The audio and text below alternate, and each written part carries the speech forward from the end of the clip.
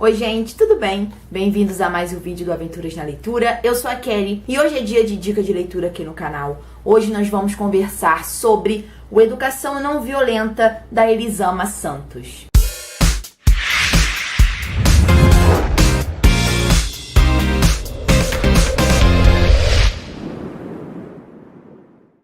Eu recebi esse livro de parceria com o Grupo Editorial Record, é pelo selo Paz e Terra.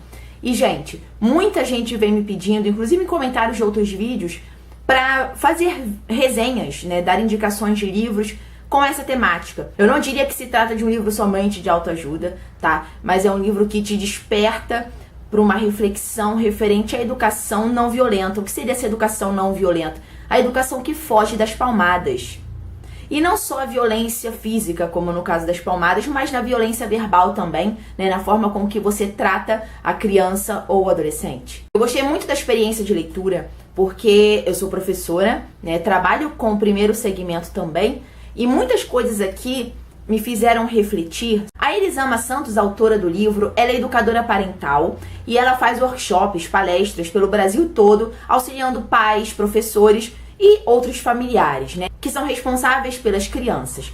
E eu gostei muito justamente por essa outra visão que a Elisama traz aqui referente à educação.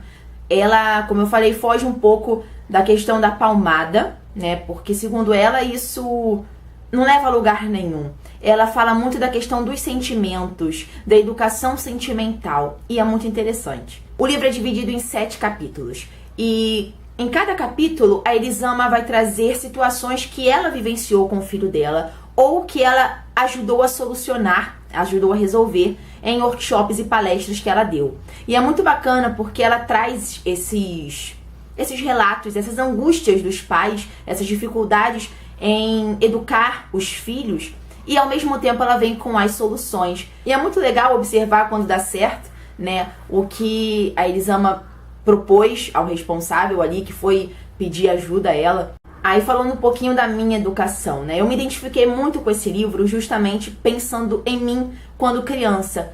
Eu não tive uma educação baseada na palmada, mas sim baseada no diálogo. Tudo era conversa, tanto por parte da minha mãe quanto por parte do meu pai.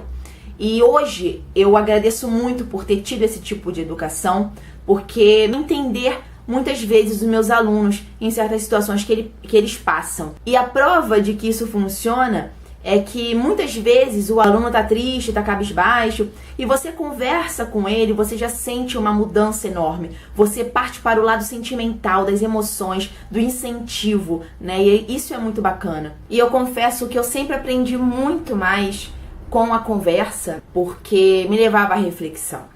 Então, é aquela questão de quando você conversa, você leva a criança a pensar nas atitudes dela.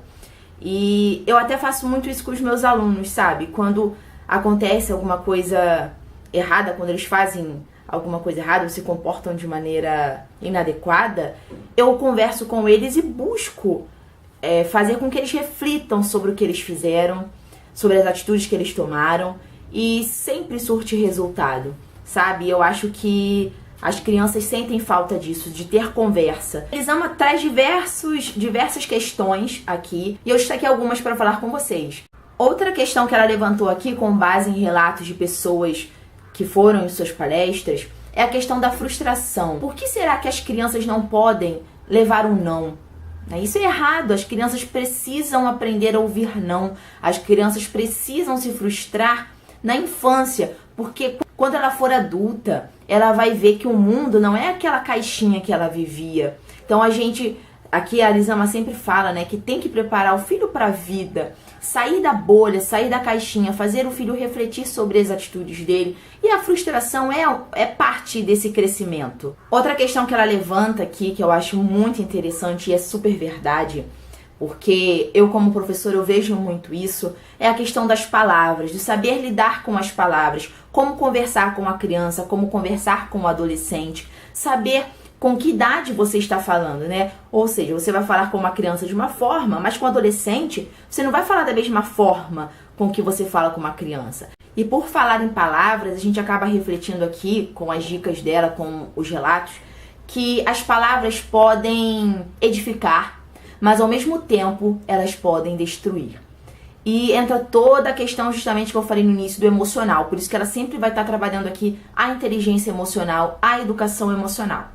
Outra questão que eu achei muito interessante, que eu me identifiquei como pessoa, sabe? É uma coisa que tocou em mim, foi a questão do elogio. Como trabalhar o elogio? Muitas vezes a gente faz as coisas pensando em receber elogio.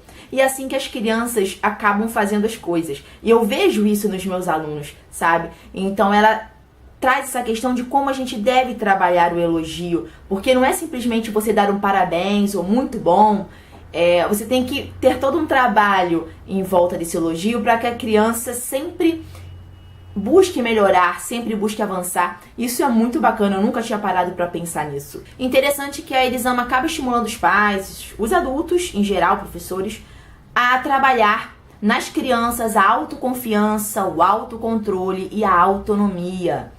Principalmente a autonomia, né? Só porque é criança, ela não pode fazer determinada coisa. Não, vamos ver as capacidades que ela tem. Vamos explorar isso. A criança gosta disso, sabe? Ela gosta de ver que ela é capaz de fazer determinadas coisas. E muitas vezes elas não acreditam que são, mas é por isso que a gente tem o papel de incentivá-las. E aí a gente retorna à questão das palavras, que as palavras podem edificar. Então eu achei esse livro muito bacana, principalmente pela autora utilizar relatos de suas palestras, de seus workshops, tá? Então muitas vezes ela traz assim, um título, né, estimulando a autoavaliação, traz o exemplo de alguém, aqui no caso da Maria, e conta o que aconteceu e as soluções que foram buscadas. Outra coisa que eu achei bacana é que eu já mencionei isso, das dicas, mas às vezes eu não sei se eu marquei, enfim, em alguns momentos ela faz uma lista de exercícios para você refletir, para o adulto refletir. E é muito bacana isso, sabe? Ela vai falando sobre determinado assunto e no final ela coloca você para pensar nas atitudes, nas situações que você está vivenciando com a criança ou com o adolescente. Outra coisa que eu achei muito legal é que todo final de capítulo a gente vai ter um resumo do capítulo, tá? Em forma de tópicos. Então ela sintetiza tudo aqui no final do capítulo e você acaba vendo se você não perdeu alguma coisa, né? Se faltou entendimento de determinado assunto, tá aqui no resumo. Postei a foto desse livro no meu Instagram e muita gente mandou tanto direct quanto comentário falando que gostou muito da leitura desse livro, que foi muito válida. E eu realmente gostei muito. Não sou mãe, mas sou professora, trabalho com criança, né? Eu me identifiquei em muitas partes aqui, identifiquei também muitas situações de meus alunos aqui, situações familiares deles. Então, acaba que a gente tem aqui também uma forma de compreender melhor tudo isso que as crianças passam. Lembrando que, caso vocês tenham interesse em adquirir o Educação Não Violenta, vou deixar o link para a compra da Amazon aqui na descrição. Comprando através do meu link, você estará ajudando Aventuras sem pagar nada mais por isso. Vale lembrar também que esse tipo de livro não fala o que você está errado em fazer isso ou você está certo em fazer aquilo. Por mais que ela traga as experiências, as soluções e as ideias para você trabalhar determinada questão, a autora vai levar você a refletir sobre as suas atitudes. Então isso eu achei sensacional, muito bom mesmo. Se você assistiu ao vídeo até aqui, saiba que está rolando o sorteio desse livro lá no meu Instagram, que é o @aventurasnaleitura.